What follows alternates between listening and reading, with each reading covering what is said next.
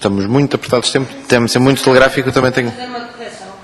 Eu quero fazer uma correção. É verdade que desde este ano o Reino Unido passou a introduzir o princípio da copa privada, embora, como sabem, tenha havido vários processos levantados, aliás, pelos os detentores de direitos, porque depois tem havido hesitações no pagamento e na aplicação da lei. Portanto, quero corrigir a minha intervenção. É verdade e, portanto, mais uma vez, Portugal está longe de estar isolado. Pelo contrário, o Reino Unido, que não tinha, acabou de o introduzir este ano, mesmo este ano. O senhor tem toda a razão. Muito obrigado. Só antes de também devolver a palavra aos peticionários para uma ronda final, também eu queria, uma vez que também há vários elementos adicionais que me parecem relevantes no relatório da petição, queria colocar mais uma ou duas questões relativas a duas questões que acabaram por não frisar.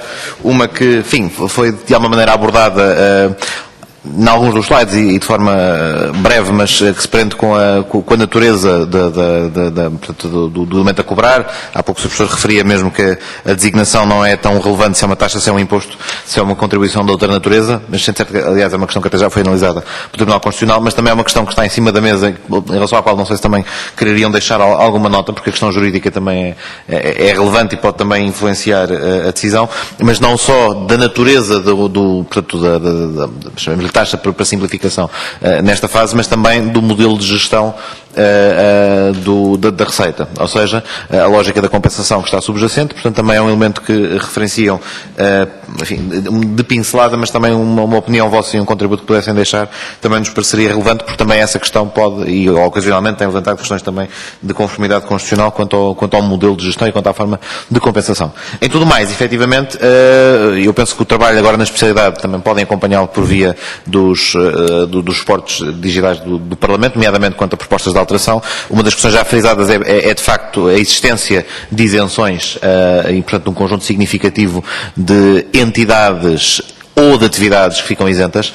Portanto, ainda que o objetivo principal, que é o vosso, que é o de evitar a aprovação da lei, possa não ser alcançável, uma vez que ela já foi objeto de uma aprovação na generalidade, penso que há muitos elementos no trabalho de especialidade em relação ao qual vos podemos convocar para nos ajudar a fazer uma lei melhor, ainda que o objetivo principal possa não ser esse. Nomeadamente quanto à identificação das tabelas de isenções, quanto a atividades, quanto a categorias profissionais e mesmo quanto a determinados equipamentos que, pela sua natureza, potencialmente são elementos de criação cultural mais do que elementos de reprodução.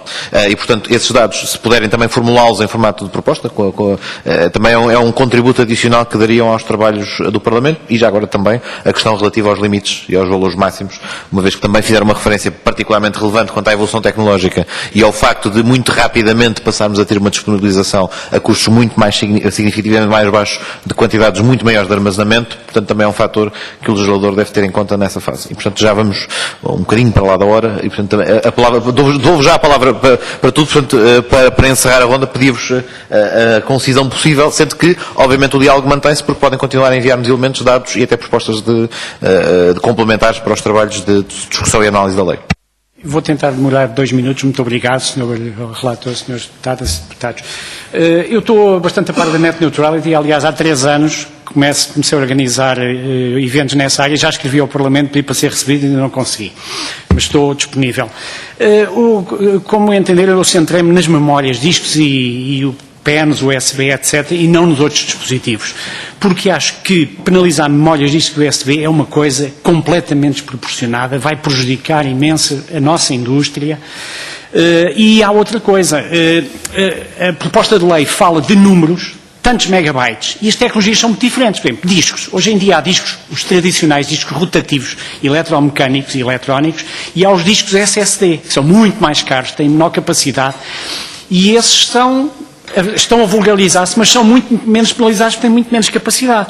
Por exemplo, um disco de 1 terabyte que custa neste momento na FNAC 44,99 € já com IVA, vai pagar uma taxa de 4 €, taxa imposto, eu acho que é um imposto, não é uma taxa porque não está associada diretamente, mas isso não sou jurista, paga 4 €. Portanto, é 1 terabyte vezes 0,004, é a linha P, 0,004 por cada gigabyte, 1 tera são 1000, dá 4 € até ao limite de 7,5. Ora, como as capacidades duplicam a cada 2 anos, quer dizer que daqui a 2 anos já se bateu no limite dos 7,5. Ou seja, o disco que custa neste momento 49,99 com IVA, tirando o IVA deve dar uns 38 euros, leva mais 7,5 euros desta taxa. E, portanto, vai disparar o preço. Já agora, eu fui há um tempo ao programa Prós e Contras, estive contra isto, e a certa altura lá o representante da Sociedade Portuguesa de Autores disse: mas isto é um preçozinho, não acontece. Olha, eu vou ao restaurante, aumentaram o IVA e muitos restaurantes, o restaurante onde eu ia não fecha. Eu depois não tive a oportunidade de dizer ao senhor, mas fecharam imensos restaurantes, com os danos que a gente sabe para a nossa economia. Se calhar o Gambrinhos, onde o senhor da Sociedade Portuguesa de Autores vai, não é o melhor exemplo. Sim, como não são exemplos os computadores topo de gama, não são os computadores topo de gama que são bom exemplo, porque os meus alunos não têm computadores topo de gama, têm computadores Android, tablets Android, dos mais baratos. Eu sou professor, vejo, alguns não têm tablets. Eu numa cadeira de redes tive-lhes a um trabalho, tive-lhes de emprestar um tablet que alguns deles não têm. E isto que é uma penalização completamente desproporcionada. Sobre as isenções, e depois passo já para os meus colegas, teria muito mais a dizer. As isenções, neste país este esquema não funciona. Por exemplo, eu na universidade quero comprar um computador, não consigo dizer que é especial e que é para investigação, porque tenho de ir à Central de Compras Públicas, que compram computadores para toda a administração de uma maneira transversal. Eu não consigo aplicar as isenções. Por sua vez, os cortes dos orçamentos da Universidade de Investigação são tão grandes que as pessoas às vezes vão comprar memórias do seu bolso e aí a isenção não se pode aplicar. Pronto. Muito obrigado, peço desculpa mas eu tentei ser objetivo. Eu acho que os autores que são como eu deveriam, e os outros também, deveriam sentir-se bastante chocados por haver quem ache que eles são merecedores de uma esmolinha. O problema aqui não é o valor das taxas, é o pressuposto que está cá subjacente. E acho que é um bocadinho triste estarmos a tentar fazer de conta que os estudos que são feitos são para ignorar, porque ou da altura não tinham cópia privada, ou porque se convém esquecer do que é que eles dizem.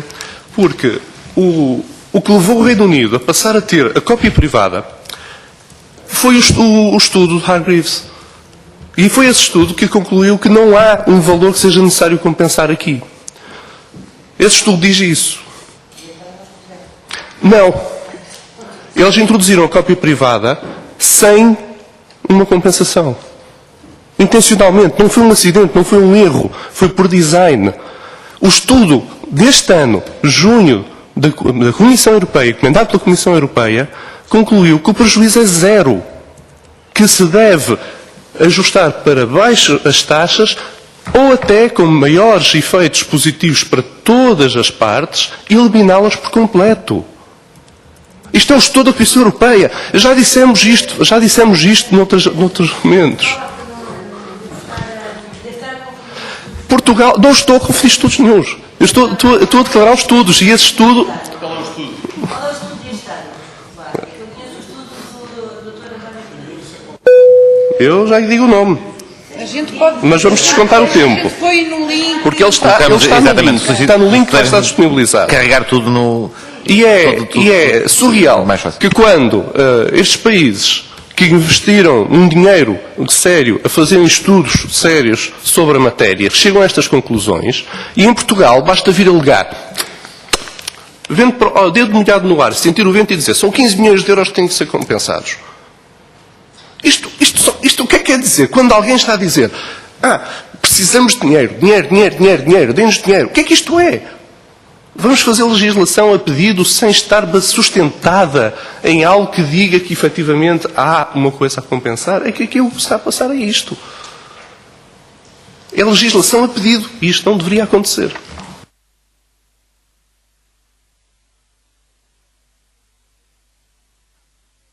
Desculpa. Gostava de responder a vários pontos aqui levantados pelos senhores deputados. Agradeço as vossas perguntas.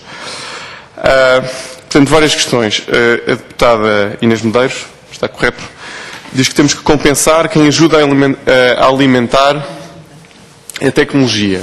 Esta frase também necessita de um estudo por trás. Ou seja, não está na... desculpa, então. Peço desculpa pela minha gafe. Muito bem.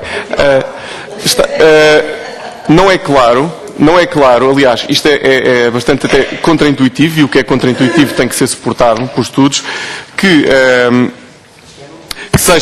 não é claro que seja a indústria de conteúdos multimédia que esteja a alimentar a indústria de storage. Poderá estar a alimentar a banda larga, que é uma coisa completamente diferente. É absolutamente óbvio que se os internautas têm desejo de consumir conteúdos, a banda se torna cada vez mais larga. Mas o armazenamento é uma coisa que cada vez menos se usa para conteúdos e cada vez mais se usa para coisas próprias. Ok? Portanto, eu não acompanho essa ideia, eu penso que é contraintuitiva e se quiser afirmá-la, precisamos de estudar.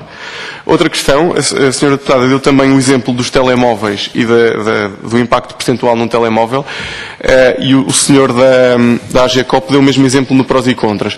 Um telemóvel da Apple topo de gama é caríssimo porque é da Apple e pelas coisas que faz, não é pelo storage que tem dentro. Logo, o peso do storage nesse telemóvel é reduzido. Nesse mesmo programa foi dado um exemplo de uma impressora de 40 euros com um pequeno storage lá dentro que contribui em 13% para o peso. Portanto, os valores foram avançados. Em todo o caso, uma coisa topo de gama, cujo valor acrescentado não vem do storage, vem de tudo o resto que está à volta, não é o melhor exemplo, até porque muitos de nós não têm acesso a essas coisas topo de gama. E aí o impacto é menor. Agora sim, a senhora deputada Inês Medeiros perguntou-me porque o Reino Unido, que estão fartos de ouvir falar do Reino Unido. Não foi pela razão que aparentemente imaginou que fosse. Eu pus aqui o exemplo do Reino Unido porque eles têm duas coisas. Têm um mercado de conteúdos digitais maduro e a funcionar, completamente ao contrário do português. E por isso é que eu acho que não há moral para fazer estas coisas em Portugal.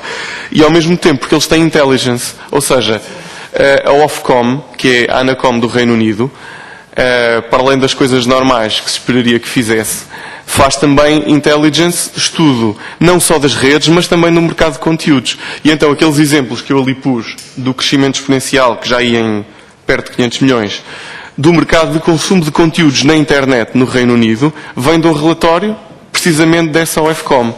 Ora, havendo intelligence e sendo um mercado maduro, e eventualmente comparável ao dos Estados Unidos, achei que, mas tanto na Europa ao mesmo tempo, achei que valeria a pena mencioná-lo.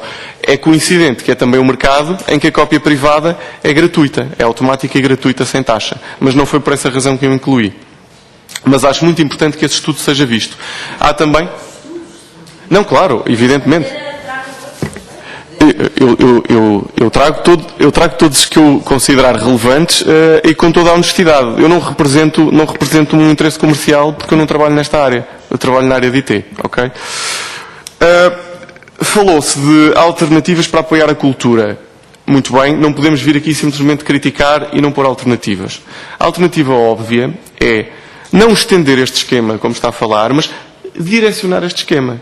Ou seja, se hipoteticamente a cópia privada se provar que tem que ser compensada, sublinho-se provar, porque o aspecto também não é trivial, então faz sentido que seja compensada de forma indexada às vendas. Porque não faz sentido indexar uma coisa que está a decrescer ou uma coisa que está a ascender. Não faz sentido. A cópia privada está a tender para zero. Eu explico. As vendas de conteúdos de forma tal que a cópia privada seja possível. Ou seja, se eu compro um MP3, por exemplo no iTunes, e se realmente se demonstra que há um prejuízo potencial se eu fizer uma cópia desse MP3 por um player à parte, então, na venda desse MP3, deve estar incluído o meu direito de fazer essa cópia. O mesmo não se pode fazer num DVD ou num Blu-ray, porque se eu fizer a cópia eu vou parar à cadeia. Portanto, e também o mesmo não se pode fazer no streaming, uma vez que não tenho forma de fazer cópia, nem tenho interesse em fazer cópia. Neste momento, o mecanismo de streaming é confiar na internet. O conteúdo não foge, eu pago uma subscrição, vou lá sempre que eu quiser. Portanto, não é estender este esquema, é direcionar este esquema de forma a indexar a cópia privada às compras em que a cópia privada é possível. E só essas, se se provar que a compensação é necessária. Sublinho. Falou-nos aqui do fantasma da net neutrality. Net neutrality não tem a ver com isto e isto não levará a net neutrality. Aliás, peço desculpa, não levará que seja posta em causa a net neutrality. Os grandes... Não leva a isso. Não leva a isso. Não é taxar os operadores, é as vendas. Os operadores de venda, não é os ISPs. Naquele diagrama com 4 layers que eu mostrei, o quarto layer são os operadores, o terceiro são os operadores de vendas de conteúdos e o terceiro layer são os ISPs, ou seja, fornecedores de acesso à internet. Isto tem que ser taxado no quarto layer, não é no terceiro. E esses fornecedores, eles podem ter os dados alojados onde quiserem, nos Estados Unidos, no Japão, na Coreia, onde quiserem. Se eles quiserem uma maior proximidade do consumidor, eles não têm que pôr em causa a neutralidade na internet. Eles têm que ter o que se chama Content Distribution Networks, que são data centers de proximidade, e têm que fazer um investimento local para que o acesso seja mais rápido. E isso acontece com todos os major distributors de conteúdos. O YouTube tem uma CDN, Content Distribution Network. A Amazon também tem. Ou seja, nós queremos ser um player central, temos onde nos interessa, mas queremos ser um player que, além de central, dá garantias de serviço, temos data centers de proximidade. Eu trabalho com empresas que fazem isto. Não, desculpa, Sr. Deputado, é que trouxe o assunto de pôr em causa a net neutrality para isto. E eu estou-lhe a dizer que a net neutrality não é posta em causa. A qualidade de serviço, e quando eu estou a falar de qualidade de serviço, faço de larguras de banda, latências, etc. Isto é assunto com que eu trabalho todos os dias, não me causa qualquer dúvida. É um investimento da própria empresa. Eu trabalho com várias empresas, mais pequenas, mas que têm investimentos de proximidade exatamente por esta razão. Pronto. Respondendo à pergunta do Sr. Deputado Michel Zoifert, sobre se estamos a moralizar a pirataria. Era precisamente isso que eu falava, e é isso que me preocupa. Porque nós, em vez de estarmos a seduzir, com medidas de incentivo, a seduzir os consumidores que ainda não são legais, eu falo por mim que eu gostava de todos os fins de semana pagar para ver um filme em casa, mas não consigo. E há milhares de pessoas nesta situação. O que é que nós estamos a fazer? Nós estamos a antagonizá-los. Eu gostava, se calhar, que ouvissem esta questão, porque é importante. O que eu temo é que no final disto tudo seja bar aberto. Ou seja, os consumidores se convençam, bem, eu já estou a pagar. Pronto, tudo isto eu já estou a pagar. Agora, como além de tudo não há serviços legais, vou sacar quanto eu puder. E agora já tenho aqui um carimbo de legalidade. Eu gostava de reforçar aqui uma coisa. É que a atitude bully na internet não funciona. O que funciona é a atitude mercantil. Nós vamos atrás das pessoas, vamos antagonizá-las. São essas pessoas que podem contribuir para ter um mercado a funcionar. Contribuir, se nós lhes demos uma coisa a preço justo, que seja prática e funcione bem. Nós vamos, não lhes dando essa oferta, ao mesmo tempo persegui-los. Isto na internet nunca funcionou. E nós podemos ver todos os bullies da internet, isto tem muitos anos. Desde a Sony, que instalou nos CDs que vendia uma espécie de vírus que se instalava nos computadores, a muitos outros. E depois estas coisas fazem sempre backfire. A atitude é a atitude mercantil. É antever as necessidades dos utilizadores, mercantilizar e facilitar a compra. E aqui entramos na questão de o que é que podemos fazer, então, para melhorar isto. Então, mas o professor Pedro Veiga estava a falar da questão do IVA. Porquê é que não se baixa o IVA sobre as transações de conteúdos digitais? Porquê é que não se baixa o IVA sobre o alojamento a data centers? Porquê é que, em face do desperdício que o Estado tem nas compras de TIC em geral, não se indexam os 500 milhões que se prevêem poupar por ano desse projeto de redução de custos, em parte, para apoios à cultura? Isso seria muito interessante, porque nós veríamos as sociedades beneficiárias deste esforço a bradar para se acabar com o desperdício no Estado. 10% de 500 milhões de euros são 50 milhões de euros. 5% são 25 milhões de euros. Então, se queremos ir buscar 15 milhões de euros, é uma pequena percentagem daquilo que está previsto nas poupanças em TIC do Estado. E isto sim, sem ser protecionista, que não podemos ser, teria um efeito muito positivo, porque é dinheiro que deixa de sair e que é recirculado para os artistas a nível nacional. E, portanto, essencialmente, estes são os pontos que me preocupam. Ou seja, sou a favor do apoio, sou a favor de pagarmos. Eu próprio já tentei pagar de todas as maneiras, incluindo estou a pagar uma máquina nos Estados Unidos para tentar aceder a serviço destes. Sou absolutamente contra indexarmos um pagamento a uma coisa que não está relacionada. E para não me repetir, fico por aqui. Espero ter sido claro. Não sei se surgir alguma questão. Poderei continuar. Muito obrigado.